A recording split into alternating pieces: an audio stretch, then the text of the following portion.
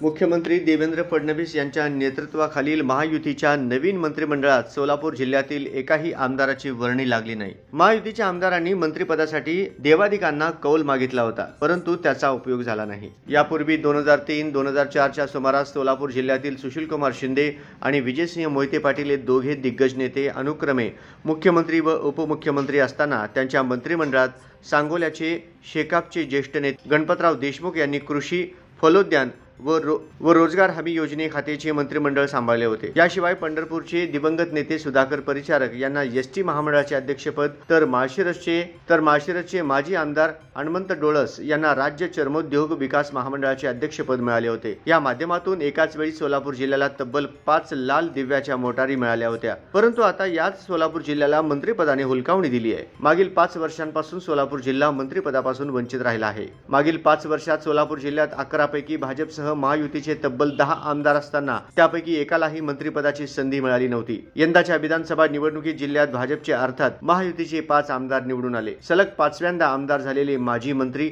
विजयकुमार देशमुख, सलग 3ऱ्यांदा आमदारकी मिळालेले माजी सहकार मंत्री सुभाष देशमुख यांच्यासह अक्कलकोटचे सचिन कल्याण शेट्टी या 3 इच्छुकांची नावे मंत्रिपदासाठी चर्चेत होती। 5 वर्षांच्या खंडानंतर मंत्रिपदाची माळ गळ्यात पडावी म्हणून या नेत्यांनी देवाधिकांना कौल मागितला होता। अक्कलकोटचे सचिन कल्याण शेट्टी यांच्यासाठी त्यांच्या समर्थकांनी वटवृक्ष श्री स्वामी समर्थ महाराजांना साकडे घातले होते, तर सोलापूर शहर उत्तरचे ज्येष्ठ आमदार विजयकुमार देशमुख यांना मंत्रिपदासह सोलापूरचे पालकमंत्रीपद मिळावे म्हणून पद्मशाली समाजाचे कुलदैवत मार्कंडे ऋषी मंदिरात खुद्द देशमुख यांच्या समक्ष साकडे घातले होते, परंतु त्याचा उपयोग झाला नाही। दुसरीकडे धाराशिव जिल्ह्यातून विधानसभेत प्रतिनिधित्व करणारे शिवसेना एकनाथ शिंदे पक्षाचे नेते डॉक्टर तानाजी सावंत यांच्या सोलापुरातील समर्थकांनी पंढरपुरात विठ्ठल मंदिरात धाव घेऊन विठ्ठलाला कौल मागितला होता, परंतु त्याचाही उपयोग झाला नाही। मागील 5 वर्षापासून सोलापूरला मंत्रिपद न मिळाल्यामुळे अनेक महत्त्वाचे विकास प्रश्न प्रलंबित आहेत। त्यामुळे सोलापूरला मंत्रिपदासह स्वतःचा हक्काचा पालकमंत्री मिळावा अशी मागणी नागरिकातून केली जात होती, परंतु सर्वांची निराशा झाली आहे।